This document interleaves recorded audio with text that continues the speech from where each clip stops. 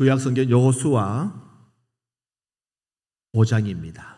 여호수아 5장 10절부터 15절까지 말씀. 여호수아 5장 10절부터 15절까지 말씀을 이제 봉독하겠습니다. 또 이스라엘 자손들이 길갈에 진쳤고 그달 14일 저녁에는 여리고 평지에서 유월절을 지켰으며 유월절 이튿날에 그 땅의 소산물을 먹되 그날에 무교병과 볶은 곡식을 먹었더라.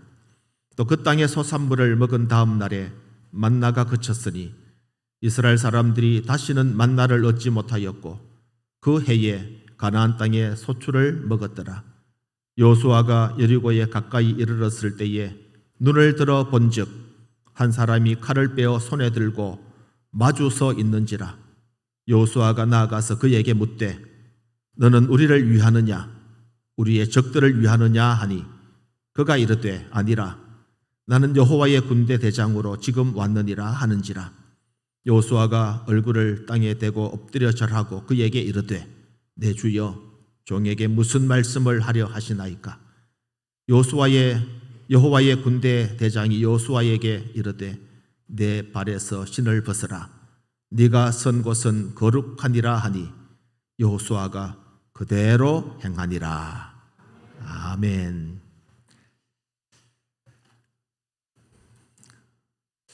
이제 날씨가 참 계절을 따라서 이제 겨울로 접어들고 있습니다. 아침 저녁으로는 살살하고 또 드디어 겨울이 왔는가 할 정도로 날씨가 차가워지는 것 하나님의 섭리죠. 그럼에도 불구하고 또 겨울은 겨울 다와야 또 우리가 건강하게 또 지낼 수 있는 것 같습니다. 지금 바닷물 온도가 기온도 마찬가지고 바닷물 온도가 우리 근해에 한 몇십 년 사이에 평균 2도 정도 올랐다 그래요. 2도 정도면 하찮은 것이고 별 대수롭지 않는 것처럼 우리가 여겨지기도 하지만은 이 바닷물 온도 2도가 올라갔다는 것은 큰 생태의 변화를 말하는 것입니다. 그래서 저 필리핀 쪽에 살고 있는 이 바다 물고기가 이제 우리나라 동해에서도 서식을 하고 있다. 여러분 이건 큰 축복이 아니라 우리가 심각하게 받아들여야 될 재앙이다. 그런 생각을 해봅니다. 그런 가운데서도 오늘 우리를 지켜주시고 또 인도해 주셔서 이 예배의 자리에 또 나오게 하신 하나님을 찬양하고 감사하면서 하나님 앞에 또 더 가까이 나아가는 저와 여러분 되시기를 주님의 이름으로 축원합니다. 하나님께서 이스라엘 백성들에게 위대한 지도자를 세워 주셨는데 그 사람의 이름이 모세입니다. 모세가 하나님의 지도자로 부름을 받아서 이스라엘 백성들을 저 가나안 땅에 인도하는 그 중차대한 사명을 하나님께서 맡겨주셨고 이스라엘 백성들을 저 400년 동안에 종살이하던 애굽으로부터 약속의 땅 가나안으로 인도하는 그런 귀하고 또 하나님이 맡긴 이 엄청난 일을 감당하게 되는데 모세가 이스라엘 백성들을 이끌고 이제 애굽을 빠져나올 때에 큰 어려운 문제들이 이스라엘 백성들이 있었던 것을 잘 압니다. 홍해 바다가 이스라엘 백성들의 앞길을 가로막고 있고 또 뒤에는 바로의 군대가 추격을 해오는 그야말로 진퇴양난의 그런 위기를 만났다는 사실도 잘 압니다. 그러나 하나님께서 이스라엘 백성 함께 해주셨고 홍해를 육지처럼 건너게 되어지고 결국은 약속하신 땅 가나안으로 들어갈 수가 있게 되어졌습니다. 그들이 홍해를 건넜을 때 아마 안도했을 것입니다. 이제 그치그치긋한 애굽의 400년 동안의 노예 생활을 청산할 수 있다라고 하는 그런 기대를 가지고 이제 홍해 바다를 건너게 되어졌습니다. 그러나 그들이 생각했던 것만큼 가나안 정복은 쉽지 않았습니다. 그들은 40년이라고 하는 광야의 세월을 겪게 되어집니다. 이스라엘 백성들은 40년이라고 하는 고통의 광야의 생활을 다 마치고 드디어 약속의 땅 가나안, 젖과 꿀이 흐르는 그 땅, 약속의 땅 근처까지 가게 되어집니다. 목전에 가나안 땅이 놓이게 되어졌습니다. 모세가 지금까지 이스라엘 백성들을 인도해 왔는데 이제 하나님은 그 리더십을 바꾸어 주셨습니다.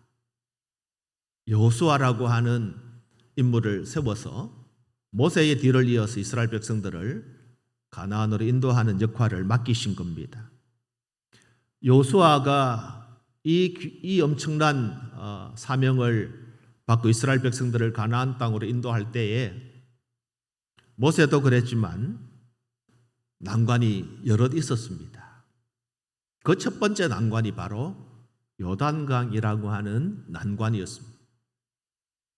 요단강이 이스라엘 백성들을 가로막고 있었습니다. 그때 하나님께서는 여호수아에게 이렇게 말씀하셨습니다. 여호수아 3장 7절에 내가 오늘부터 시작하여 너를 온 이스라엘의 목전에서 크게 하여 내가 모세와 함께 있었던 것을 그들이 알게 하리라. 걱정하지 마라. 모세와 함께 했던 내가 너와도 함께 할 것이다. 3장 8절에는 너는 언약궤를 맨 제사장들에게 명령하여 이르기를 너희가 요단 물가에 이르거든 요단에 들어서라 하라. 그렇게 하나님은 여호수아에게 말씀했습니다. 요단 그 강물이 범람하고 가로막고 있지만 언약궤를 맨 제사장들로 요단에 들어서라 라고 명령하라는 것입니다. 3장 17절입니다. 여호와의 언약궤를 맨 제사장들은 요단 가운데 마른 땅에 굳게 섰고 그 모든 백성이 요단을 건너기를 마칠 때까지 모든 이스라엘은 그 마른 땅으로 건너갔더라. 할렐루야. 이스라엘 백성들은 그 요단강을 마른 땅처럼 건너가게 되어진 것입니다. 하나님을 의지하고 하나님의 말씀을 순종하고 믿고 나아갔을 때에 요단강이 마른 땅이 되어지고 이스라엘 백성들은 그 땅을 건널 수 있게 되어집니다. 여호수아 5장에 보면 이스라엘 백성들이 요단강을 건넜다 하는 소식을 가나안 땅에 살던 아모리 족속을 비롯해서 가나안 사람들이 듣게 되어 그 소문을 듣습니다. 이스라엘 백성들이 저 애굽에서 나왔다는 소문도 들었고 40년 동안 하나님이 그 백성을 지켜주셨다는 소문도 들어왔는데 그러나 그것은 자기와 상관이 없었습니다. 그동안에는 이 가나안 족속과 이 이스라엘 백성들, 특별히 가나안 백성들은 이스라엘 백성들의 이 기적 같은 이야기들을 들어왔지만 체감적으로 자기들과는 별 상관이 없을 것이라고 생각을 해왔습니다. 그런데 드디어 그 이스라엘 백성들이 요단강을 건너서 가나안 땅 들어오게 되어졌다 하는 소식을 듣게 되어지므로 여러분 본문 여호수아 5장 1절에 보면 그들의 마음이 녹아지고 정신을 잃었다. 정신이 혼미하게 되었잖아요. 이게 무슨 일이고 큰일 났다 이 말입니다.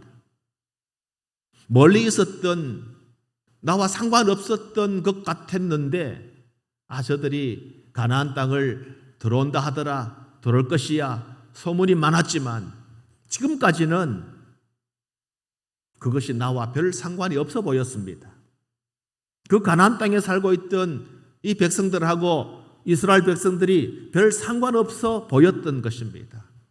그런데 막상 이스라엘 백성들이 요단강을 건너 가나안 땅으로 들어온다 하는 소식을 듣게 되어지자 아모리 족속을 비롯한 가나안 땅의 백성들이 당황하기 시작합니다. 그래서 마음이 높고 정신을 잃게 되어집니다. 혼미백산한. 그만큼 이스라엘 백성들이 요단을 건넌 이 사건은 당시 가나안 민족에게는 충격적인 사건이 아닐 수가 없었던 것입니다. 여호수아 9장 2절에 보면 이스라엘이 요단강을 건넌 후에 이 요단강을 건넜다라고 하는 이 사실도 이 가나안 백성들에게, 가나안 족속들에게는 충격적인 사실이었지만 더 나아가서 여리고 성이 무너지고 아이 성이 점령을 당했다라는 소식을 들었을 때는 그 충격이 배나 더했던 것입니다. 여호수아 9장 1절 2절에 이 일 후에 요단 서쪽 산지와 평지와 레마논 앞 대해 연안에 있는 헷 사람과 아모리 사람과 가나안 사람과 브리스 사람과 히위 사람과 여부스 사람의 모든 왕들이 이 일을 듣고 모여서 일심으로 여호수아와 이스라엘을 맞서서 싸우려 하더라. 여러분, 이 족속들이, 가나안 사람들이 연합을 해서 힘을 합쳐서 일심으로 이스라엘, 여호수아와 이스라엘을 맞서서 싸우려 했다. 이스라엘 백성들이 요단강을 건넜다는 소식을 충격적으로 받았고, 더 나아가서 여리고와 가나안, 여리고와 아이성을 정복했다는 소식을 들은 이 가나안 족속의 왕들이 마음을 하나같이 합니다. 일심이 되어졌습니다. 힘을 똘똘 뭉쳐가지고 우리가 연합을 해서 저 이스라엘 백성들과 맞서서 싸우자. 여리고 성과 아이 성이 차례로 정복당하는 과정들을 숨죽이며 지켜보고 있었는데 과연 여리고가 무너지겠는가? 과연 저 난공불락의 여리고 성이 무너지겠는가? 그럴 수 없을 거야 라고 안심했고 안도했던 그 가나안 족속들이 여리고가 무너졌다는 소식을 듣고 아연실색합니다. 벌벌 떱니다. 왜요? 다음 차례는 자기들이기 때문입니다. 머지않아 자기들이 맞닥뜨릴 대적이기 때문입니다. 그래서 두려워합니다. 깊은 절망감에 빠집니다. 그래서 서로 연합을 해서라도 저 가나안 족속들이 이스라엘과 싸워서 대항해서 이기려고 했던 것입니다. 왜요? 이스라엘이 두려웠기 때문입니다. 너무너무 두려웠기 때문입니다. 사랑하는 성도 여러분들, 우리 하나님의 사람들에게는 두려움이 있어야 합니다. 이 두려움이라고 하는 것은 내가 두려워하는 것이 아니라 세상 사람들이, 불신자들이 우리 예수 믿는 하나님의 백성들을 보고 두려워해야 한다라고 하는 것입니다. 우리는 세상을 두렵게 하는 능력이 우리에게 있습니다. 할렐루야. 여러분, 세상 두렵게 하는 능력이 있습니까? 있으십니까? 세상이 여러분 두려워해야 되는 것입니다. 우리에게는 하나님께서 세상이 두려워하게 하는 능력을 가지고 있습니다. 우리는 세상이 두려워하는 삶을 살아야 합니다. 세상 사람들이 우리 예수 믿는 성도들을 두렵게 생각해야 하는 것입니다. 오해할 수 있겠죠? 우리가 왜 세상 사람들을 두렵게 해? 왜 세상 사람들이 우리 성도들을 두려워하지? 우리는 무한한 사랑과 또 무한한 인내와 또 무한한 은혜와 여러분, 이 수많은 하나님이 주신, 우리 성도들이 주신 이 성품들이 있지 않습니까?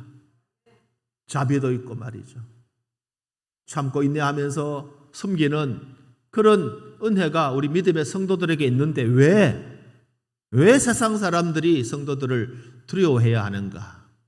왜 나는 세상 사람들이 두려워하는 성도가 되어져야 되는가? 여러분, 이 두려워하라는 말은, 두려워하게 하라는 것은 우리를 무섭게 보이라는 말씀이 아닙니다. 세상 사람 우리를 무서워서 벌벌 떨게 하라는 말씀이 아닙니다. 세상 사람들이 교회와 성도들을 함부로 대하지 못하도록 하라는 것입니다. 기품이 있어야 된다라고 하는 것입니다. 우리 믿음의 성도들이 가는 곳에 세상 사람들이 함부로 대하지 못하도록 믿음의 성도의 기품이 우리들 가운데 있어야 된다라고 하는 것입니다. 하나님의 사람들에게서 풍겨나는 특별한 성품이 우리 가운데 있어야 합니다. 예수쟁이로 보이라는 겁니다. 예수쟁이의 삶을 살라는 것입니다. 우리가 참된 예수쟁이, 예수 믿는 사람의 삶을 살면 세상이 교회를 함부로 할 수가 없는 것입니다. 때문에 우리는 빛과 소금의 삶을 살아야 됩니다. 그리스도의 향기를 바라는 삶을 살아야 합니다. 근데 여러분, 오늘 세상이 교회를 두려워합니까? 오늘 세상 사람들이 성도된 저와 여러분들을 두려워합니까? 우리가 세상을 두려워하고 있지 않습니까? 하나님의 은혜로 이스라엘은 그렇게 꿈에도 그리워하던 가나안 땅을 목전에 두게 되어집니다. 이제 이 요단강만 건너면 가나안 땅에 들어갈 수 있다라고 하는 기대를 가지고 요단강을 건넜습니다. 하나님의 은혜로 요단강을 건넜습니다. 건넜는데 또 장애물이 있습니다. 어떤 장애물일까요? 여리고라고 하는 장애물이었습니다. 은혜로 요단강을 건너긴 했지만 요단강을 건너자마자 그 앞에는 난공불락, 도무지 무너뜨릴 수 없는 큰 성읍 여리고 성이 떡하니 버티고 있는 것입니다. 여러분 앞에 어떤 장애물이 있습니까? 여리고 성은 당시로서는 도무지 무너뜨릴 수 없는 난공불락의 견고한 성이었습니다. 문제는 이 여리고를 무너뜨리지 아니하고서는, 여리고를 통과하지 아니하고서는 가나안 땅에 들어갈 수가 없다라고 하는 것입니다. 여리고와의 싸움, 여리고와의 전투는 그야말로 인간 생각으로는 이길 수 없는 그런 전투에 해당되어집니다. 그래서 이스라엘 백성들은 두려워합니다. 오늘 본문 앞서 보면 여호수아 5장 2절에 그때에 여호와께서 여호수아에게 이르시되 너는 부싯돌로 칼을 만들어 이스라엘 자손들에게 다시 할례를 행하라 하시매. 여러분, 전쟁을 앞두고 도무지 이길 수 없을 만큼 큰 성이 떡하니 버티고 있는데 하나님은 여호수아에게 부싯돌로 칼을 만들어 할례를 행하라고 명령을 하고 있습니다. 도무지 이해할 수 없는 명령이에요. 지금 전쟁 일전을 앞두고 있는 이스라엘 백성들에게 할례는 남자의 생식기 표피를 잘라내는 겁니다.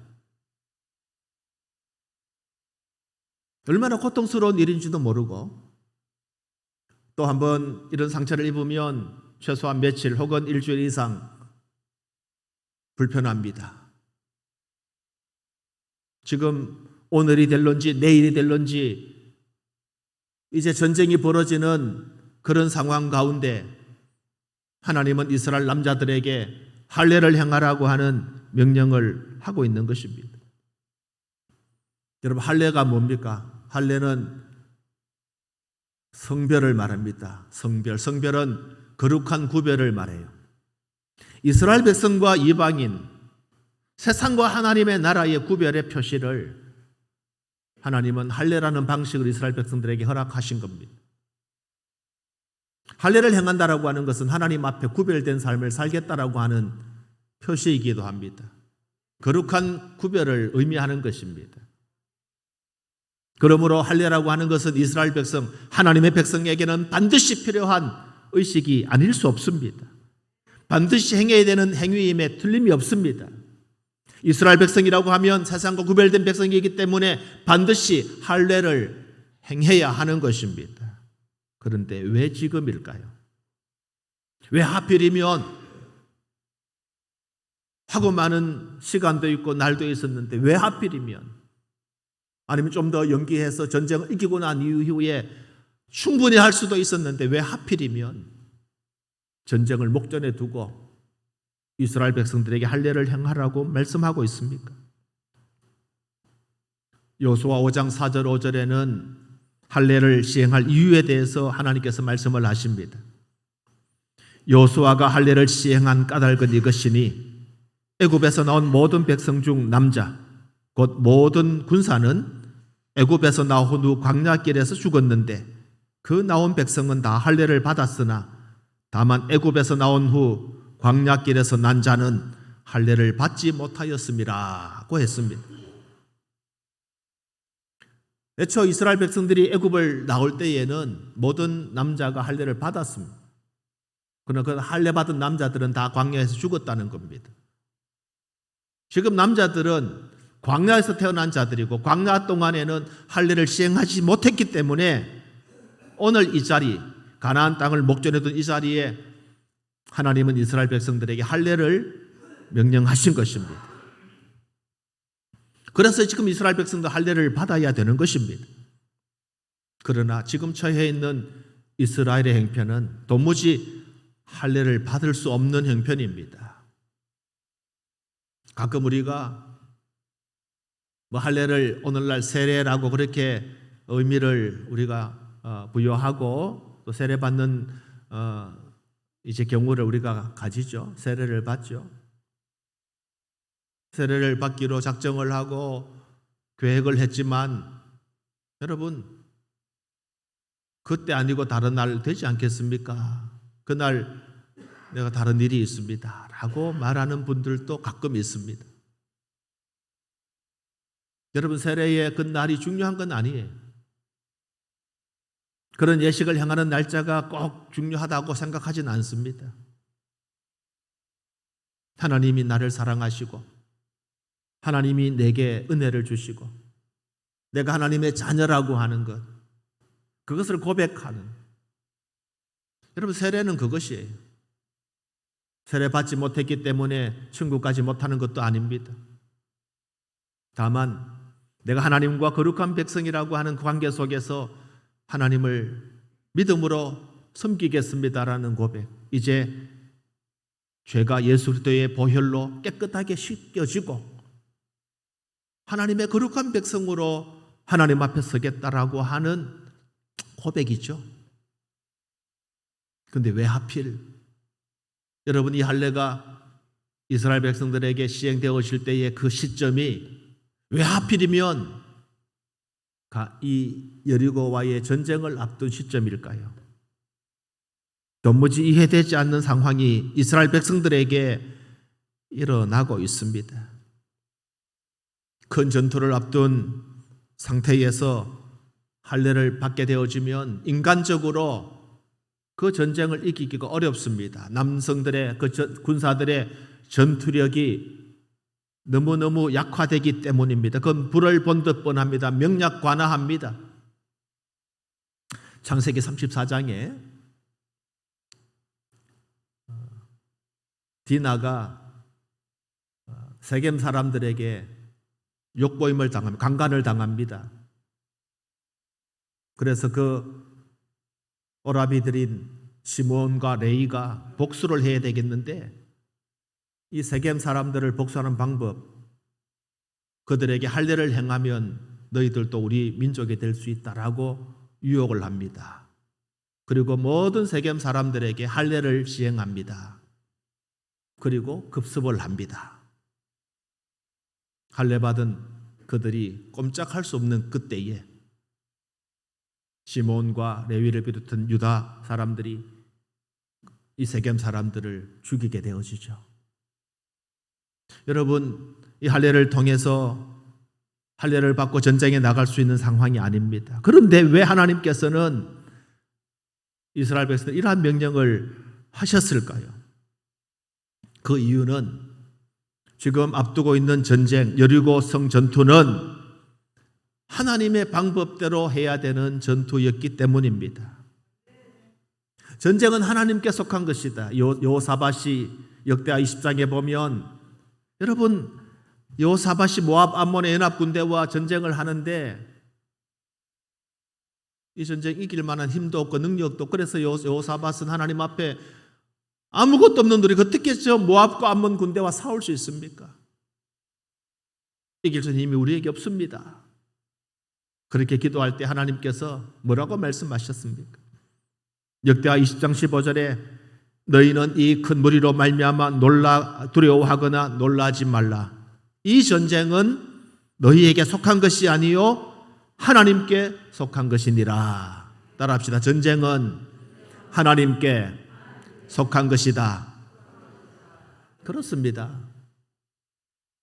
여호사밧이 벌벌 떨고 있을 때 우리 군사력으로는 저 모압 암몬 군대와 싸울 수 없었지만, 그런 능력이 없지만 하나님이 말씀하십니다. 이 전쟁은 내게 속한 것이라. 그래서 여호사밧이 찬양대를 조직하고 하나님 앞에 전투에 나가죠. 그 전쟁 이기게 해주셨습니다. 여러분, 지금 이스라엘 백성들이 할례를 시행하고 나면 여리고 성 전투에서 이길 가능성이 거의 없습니다. 그러나 하나님은 그들에게 그렇게 말씀하신 것은 이 전쟁은 하나님께 속한 것이고, 그래서 하나님은 그들에게 할례를 시행하라고 명령하고 있는 것입니다. 왜 할례를 이 시점에서 해야 되겠습니까? 꼭 할례를 지금 해야 되겠습니까? 라고 질문할 수 있습니다. 그러나 그것은 사람의 생각일 따름입니다.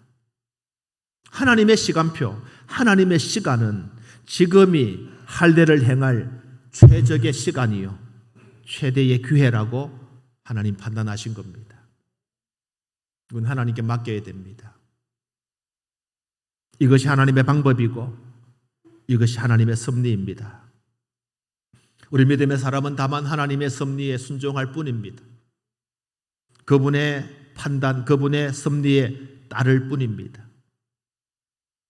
하나님 이스라엘 백성들에게 전적인 헌신과 자발적인 순종을 요구하셨습니다. 오늘 성도가 이 땅 살아가는 데 있어서 가장 귀중한 한 가지 사실은 하나님 앞에 순종하는 것입니다. 순종하되 전적으로 순종하는 것입니다. 순종하되 완전히 순종하는 것입니다. 철저하게 순종하는 것입니다. 그렇게 될 때 우리는 하나님의 능력을 맛보게 될 것입니다.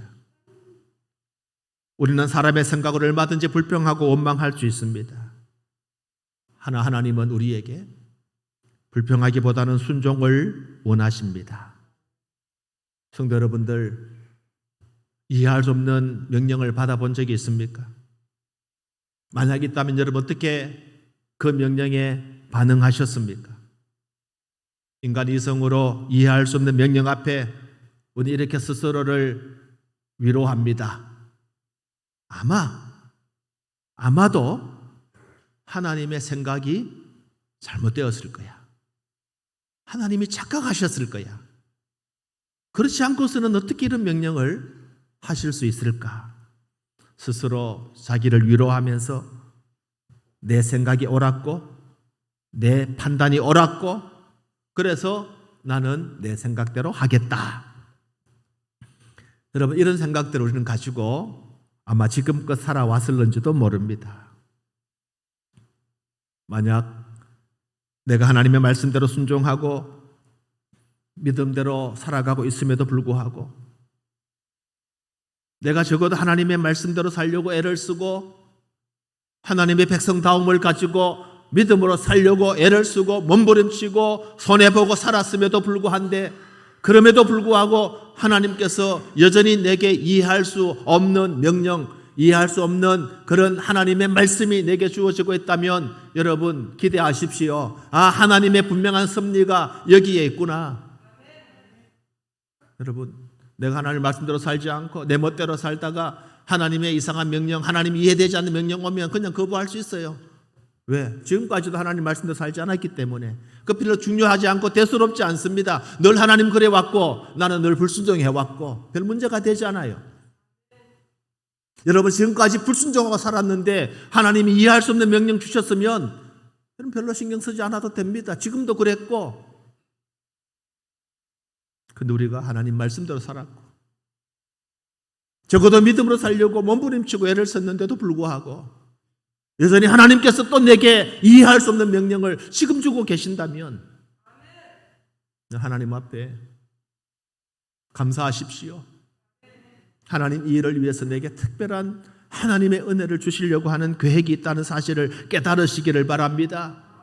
그리고 순종하십시오. 순종해 보십시오. 하나님께서 인도하실 것입니다. 하나님께서 반드시 하실 것입니다. 여호수아는 하나님 앞에 순종했습니다. 그 명령대로 할례를 행하였습니다.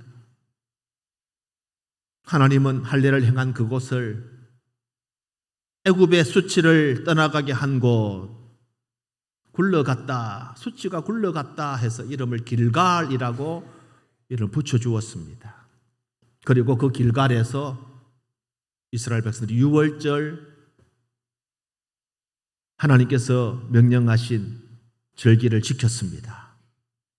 이스라엘이 애굽으로부터 구원해 주신 그날을 하나님 앞에 감사하는 절기가 바로 유월절 아닙니까? 하나님께서 이스라엘 백성들 그 재앙을 넘어갔다. 패스오버, 넘어갔다. 비로소 이스라엘 백성들이 그 길갈 땅에서 하나님께서 저 애굽 땅에서 우리를 구원해 주신 그날을 기억하고 하나님 앞에 유월절 명절을 지키게 되어지는 것입니다. 그들은 길갈에서 유월절을 지키면서 하나님이 어떻게 자신들을 구원해 주셨는지, 하나님이 지금까지 어떻게 지켜주셨는지를 다시 한번 기억합니다. 여러분, 이 땅이, 지금 이곳이 여러분의 길갈이 되기를 바랍니다. 이제 과거의 수치가 다 떠나가고 하나님이 나를 구원해 주시고 나를 새롭게 한 장소로 하나님 앞에 나아가시기를 축원합니다. 그곳에서 하나님과의 새로운 관계를 설정했습니다. 그들은 유월절 이튿날 비로소 그 땅의 소산물로 무교병을 만들고 볶은 곡식을 만들어 먹기 시작합니다. 그 땅의 소산물을 먹은 그 다음 날부터 이스라엘 백성들에게 내렸던 만나가 끝이 납니다. 만나가 멈추었습니다. 지난 40년 동안 하나님께서 만나와 메추라기를 허락해 주셨습니다. 드디어 이스라엘 백성들이 가나안 땅에 들어오고 가나안 땅의 소산물로 식물을 삶고 먹기 시작하자 하늘에서 내렸던 만나가 멈추었습니다. 만나가 멈추었다라고 하는 것은 이스라엘 백성들에게 새로운 전환점이 시작되어졌다라고 하는 것입니다. 삶의 전환점이 그들에게 시작이 되어졌습니다. 여러분의 삶의 전환점 오늘 되시기를 축원합니다. 오늘 이 시간에 여러분의 삶의 전환점이 되시기를 축원합니다. 더 이상 방황하지 마시기를 바랍니다. 이제 본격적인 가나안 역사가 시작이 되어집니다. 이스라엘 백성들에게 만나가 그치고 가나안 땅에서 난 소산물을 먹기 시작함으로 이스라엘 백성들에게 새로운 가나안에서 역사가 시작이 되어지고 이제 그 준비가 다 되어진 것입니다. 여호수아가 이스라엘이 가까이 왔을 때에 여호수아는 칼을 빼고 서 있는 한 사람을 만나게 되어집니다. 13절에 보면 여호수아가 그에게 묻습니다. 넌 누구냐? 우리를 위하느냐? 우리의 적들을 위하느냐? 칼을 빼든 그분에게 묻습니다. 그러자 그가 말합니다. 아니라 나는 여호와의 군대 대장으로 지금 왔느니라. 나는 여호와의 군대 대장으로 지금 왔노라. 그 말을 들은 여호수아가 납작 엎드립니다. 절을 합니다. 말합니다. 내 주여, 종들에게 무슨 말을 하시려 하나이까? 요수아가 만난 하나님의 군대 대장은 바로 하나님이셨습니다. 하나님은 요수아에게 내 발에서 신을 벗으라. 내가 선 곳은 거룩한 곳이라고 말씀하십니다. 여러분, 이스라엘 백성들을 이끌고 약속의 땅에서 치열한 전투를 벌여야 될 요수아, 그 마음이 어떠했겠습니까? 요수아 1장 5절에 보면 하나님께서 요수아에게 위로하십니다. 모세의 뒤를 이어서 이스라엘 백성의 지도자가 된 요수아, 인간적으로 얼마나 두려웠겠습니까? 저 대군을 이끌고 한 번도 가보지 않는 저 가나안 땅 들어간다는 것, 수많은 난관이 있다는 사실을 요수아가 몰랐겠습니까? 그 중책을 맡고 요수아는 아마도 많이 두려웠을 것입니다. 그런데 하나님은 요수아에게 나타나셔서 말씀합니다. 두려워하지 마라. 내가 너와 함께 하겠다. 그 말씀 가지고 여기까지 왔습니다. 그 하나님이 다시 나타나신 것입니다. 내가 너와 함께 한다는 것을 잊지 마라. 네가 선 곳은 거룩한 곳이니 내 발에서 신을 벗어라. 거룩하신 하나님 앞에 삶을 드리고 믿음으로 살기를 원하셨습니다. 전쟁의 주인이 하나님이라는 사실을 그에게 분명히 보여주셨습니다. 요수아는 용기를 가졌습니다. 이해할 수 없는 하나님 명령 앞에서, 도무지 이해할 수 없는 그런 명령을 받는 요수아는 드디어 결단하게 되어집니다. 지금 이 전쟁은 내가 하는 것이 아니고, 지금 이 전쟁은 여호와 하나님, 나의 군대 대장이신 여호와 하나님께서 하시는 전쟁이다. 여호와 하나님이 나와 함께 하신다. 그 약속을 하나님께서 요수아에게 말씀하여 주신 것입니다. 오늘도 주님은 우리와 함께 하십니다.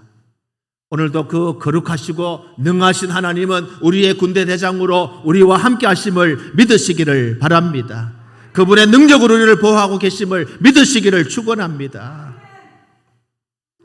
문제는 우리들에게 있습니다. 문제는 내게 있습니다. 하나님은 항상 나와 함께 하시겠다고 약속하시고 우리와 함께 하시지만 정작 우리는 하나님을 외면하고 살아가고 있는 것입니다. 하나님을 떠난 인생은 실패합니다. 하나님을 떠난 인생은 좌절과 고통뿐, 하나님을 떠난 인생은 죽음밖에 없습니다. 그러므로 저와 여러분 삶의 전영역에서 하나님을 모셔드리십시다. 그분이 나의 군대 대장이 되셔서 나와 함께 하시기를 기도하십시다. 그분을 모시고 위대한 영광스러운 하나님의 자녀로 살아가시기를 축원합니다. 우리 믿음의 삶 가운데 때때로 우리 이성으로 이해되지 않는 어려운 문제와 많은 난관이 부딪힐 때가 있습니다. 아니, 우리 삶의 전부가 이해되지 않습니다. 그런 문제 앞에, 그런 난관 앞에 어떻게 하고 있습니까? 문제를 피하면, 문제를 돌아가면 살게 살 수 있겠습니까? 그런 마음이 들 때가 많습니다. 내가 하나님을 의지하고 믿음으로 나의 자리를 지키고 믿음으로 거센 세파를 싸워 이기고 기도하면 여러분, 하나님께 여러분들을 성숙하게 하실 것입니다. 믿음을 더 크게 하실 것입니다. 어떤 난관이 와도 두려워하지 않게 될 것입니다. 하나님을 만나십시오. 인격적으로 그분을 만나십시오. 그분을 만나면 우리의 삶이 바뀝니다. 그분께 다 내려놓으십시오. 우리가 내려놓으면 그때 주님은 일하시기 시작합니다. 하나님은 요수아에게 내 발에서 신을 벗으라고 명령합니다. 이제 우리의 발에서 신을 벗읍시다. 나를 의지했던 것 다 내려놓읍시다. 거룩하신 하나님 앞에 내 자신을 맡깁시다. 그럴 때 승리하고 그럴 때 변화를 받게 되는 것입니다. 우리는 매일매일 한 번도 경험해 본 적 없는 삶을 앞으로도 살아갈 것입니다. 한 번도 경험해 보지 못한 삶을 살게 될 것입니다. 어느 것 하나 내 뜻대로 내 계획대로 된 것 아무것도 없습니다. 믿음으로 살려고 애를 써보았지만 내 이성으로 이해될 수 없는, 이해되지 않는 수많은 문제들, 수많은 위험들, 수많은 위기들 앞으로도 만날 것입니다. 여리고와 같은 꿈쩍하지 않는 태산 같은 대적들을 만날 것입니다. 어떻게 하실랍니까? 피해 가실렵니까? 도망가실렵니까? 포기하실렵니까? 그럴 수는 없지 않습니까? 사람의 지식을 가지고, 사람의 경험을 가지고 문제를 해결할 수 있겠습니까? 그럴 수 없습니다. 하나님 의뢰하시고 그분 온전히 신뢰하시기를 바랍니다. 그 하나님께 온전히 맡기시기를 바랍니다. 아브라함이 이해할 수 없는 문제를 만났을 때에, 백세 낳은 아들 이삭을 바치라고 말씀하셨을 때에, 온전히 말씀에 순종했을 때에 하나님은 아브라함을 믿음의 조상, 복의 근원으로 삼아주셨습니다. 요셉이 이해할 수 없는 수많은 위기를 만났지만 원망하지 않고 하나님 앞에 감사했을 때에 하나님께서는 요셉을 형통하게 해주셨습니다. 형통하게 원하십니까? 하나님 앞에 순종하십시오. 여러분의 삶이 승리하시기를 원하십니까? 하나님께 여러분을 맡기십시오. 욥은 자신의 모든 소유가 까닭없이 잃어버리게 되어졌을 때에 하나님 원망하지 않았습니다. 주신 이도 여호와시요 거두신 이도 여호와시라고 고백하면서 하나님을 찬양했습니다.